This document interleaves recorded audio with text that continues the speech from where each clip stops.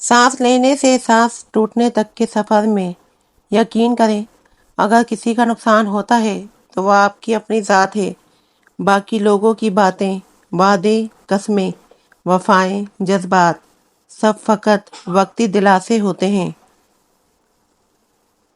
वक्त गुजर जाने के बाद अगर किसी को किसी की कदर आ जाए तो उसे कदर नहीं, अफसोस कहते हैं। सफ़ा मरवा एक औरत के सब्र की कहानी है।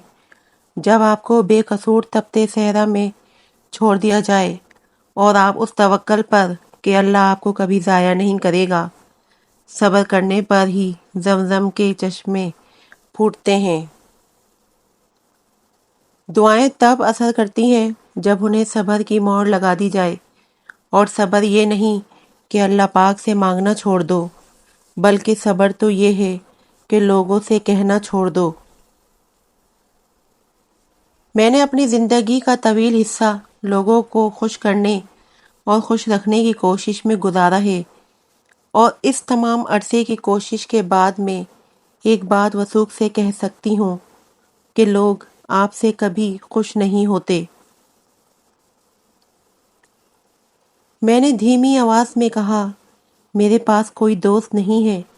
अल्लाह ने कुरान में जवाब दिया, वकफ़ा बिल्लाहि वलिया, और अल्लाह ताला का दोस्त होना काफ़ी है। मैंने कभी नहीं चाहा कि कोई मुझे गमगीन समझकर मुझ पर तरस खाए, इसलिए मैंने कभी अपने खसारों का जिक्र ही नहीं किया, क्योंकि कुछ गम बताने से हल्के नहीं होते, बल्कि हरे होकर रिसने लगते हैं।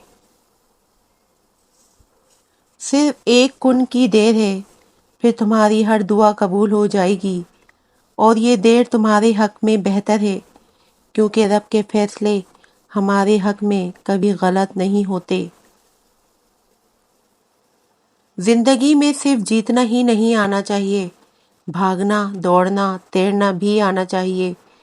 जिंदगी में सिर्फ खाना और सोना ही नहीं आना चाहिए। जिंदगी के पैरों में जो जंजीरें लिपटी हैं, उन्हें खोलना भी आना चाहिए। अगर कोई आपको खोकर खुश है तो उसे खुश रहने दें, लेकिन अगर आप किसी को छोड़कर खुश नहीं हैं तो खुद को ये सोचकर इत्मीनान रखें कि आप जैसे मुखलिस की उसकी ज़िंदगी में हमेशा कमी रहेगी। मुझे हैरत होती है उन लोगों पर जो उदासी में सॉन्ग सुनते हैं, हालांकि हम उदास इसलिए होते हैं क्योंकि हमारी रूह अल्लाह का जिक्र मांगती है और हम अल्लाह की नाफरमानी में सुकून तलाश करते हैं।